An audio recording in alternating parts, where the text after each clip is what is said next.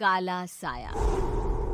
यूं तो बनारस घाट अपनी खूबसूरती के लिए बहुत प्रचलित है, पर घाट के किनारे कई राज लिए बैठे हैं। ये कहानी शुरू होती है बनारस के घाट के पास बने ममता निवास से, जहां प्रिया लाल जोड़े में ममता के घर उसकी बहू बनकर आती है। आओ आओ बहू, घर को अपने पैरों से पवित्र करो। ममता घर की दहलीज पार कर ही रही होती है कि अचानक एक बहुत गंदी सी बास पूरे घर में फैल जाती है।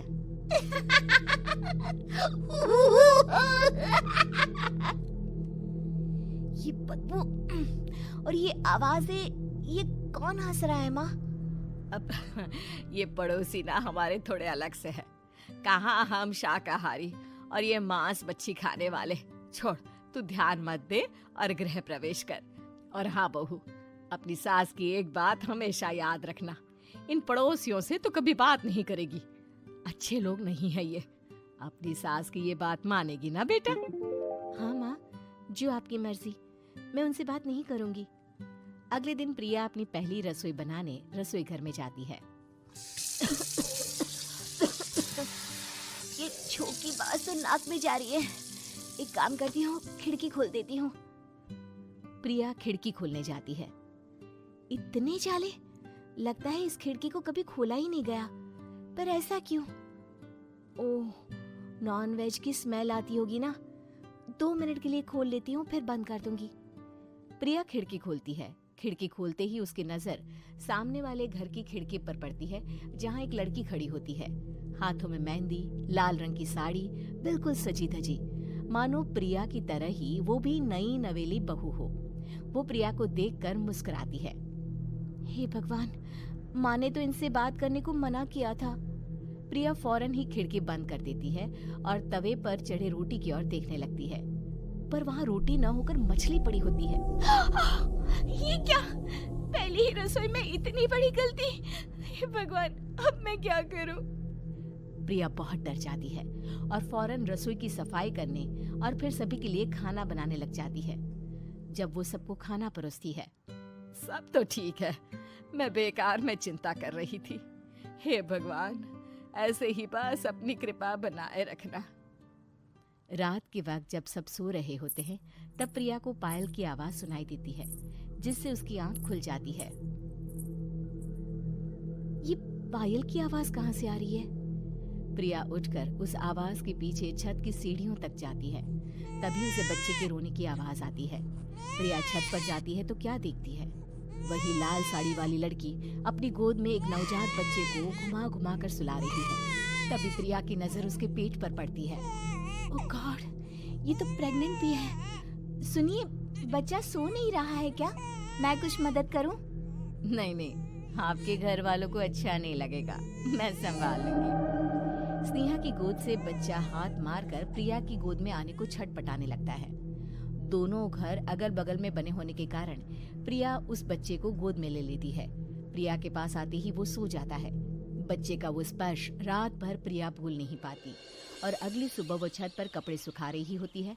तभी उसे एक औरत इशारा करके बुलाती है। स्नेहा कह रही थी बाबू तुम्हारी गोद में आते ही सो गया। मैं गौरी, स्नेहा की माँ हूँ। बहू, घर आना, बाबू को खिला भी लेना। शाम को जब घर पर कोई नहीं रहता, बच्चे से मिलने के लिए प्रिया छिपकर अपनी पड़ोसन के घर चली जाती है और कुछ देर बच्चे को खिलाकर वापस लौट आती है। इसके कुछ दिन बाद ही प्रिया को पता चलता है कि वो माँ बनने वाली है। ममता की खुशी का ठिकाना नहीं रहता।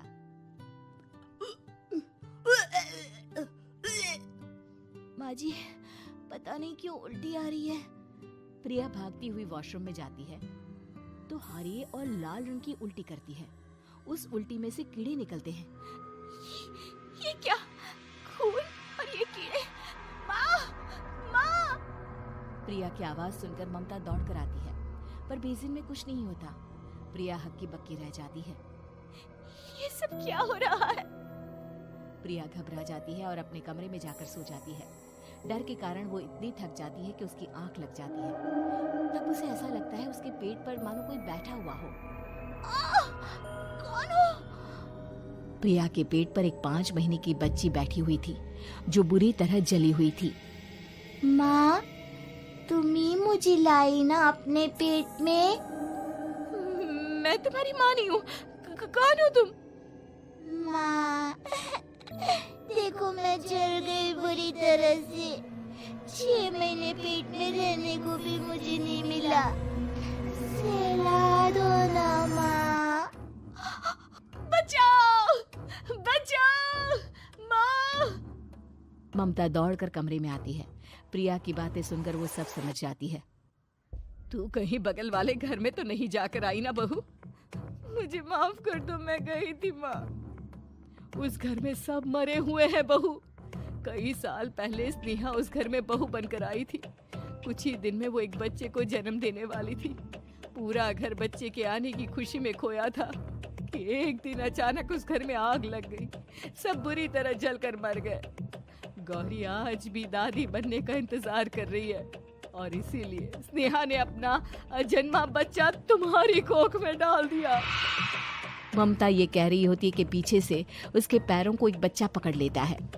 दादी, दादी। माँ, स्नेहा की गोद में यही बच्चा था। ये बच्चा कौन है फिर? तेरी मौत है। तेरी भी दादी। जिस चीज का ममता को डर था वही हो गया। ममता निवास के ऊपर मौत ने चादर बिछा दी थी। प्रिया का पेट ऐसे बढ़ जाता है मानो 9 महीने का हो। 2 हाथ उसके पेट से बाहर निकलते हैं। बहू, संतोष को फोन कर, किसी पंडित जी को बुला बहू। प्रिया का पति भागता हुआ घर आता है। ये तो होना ही था माँ। तेरा पाप तेरे सामने आ गया तो तू सह नहीं पा रही है। स्नेहा घर में आग लगी नहीं थी, माँ ने लगाई थी, प्रॉपर्टी की लालच में। और वो बच्चा मेरी पहली पत्नी का बच्चा है, मेरा बेटा, जो कि उस आग की चपेट का शिकार हो गया था। मैंने तुमसे ये सब माँ के कहने पर छुपाया था। मुझे माफ कर दो प्रिया। तुम अगर चाहो तो यहाँ से जा सकती हो। मैं तुम्हें किसी भी बंधन में रखना नहीं चाहता। मेरी शादी हुई है आपसे, मैं आपको छोड़ नहीं सकती, पर उससे पहले हमें स्नेहा, उसकी माँ और बच्चे की आत्मा की शांति करवानी होगी। संतोष और ममता गौरी के घर जाते हैं। अंदर सब कुछ जला हुआ होता है। जमीन पर जली हुई लाशें बिखरी हुई थी। ममता रो रो कर अपने करने की माफी गौरी से मांगती है। प्रिया स्नेहा के घर वालों का अंतिम संस्कार करवा देती है और ममता निवास फिर से आत्माओं के साए से मुक्त हो जाता है।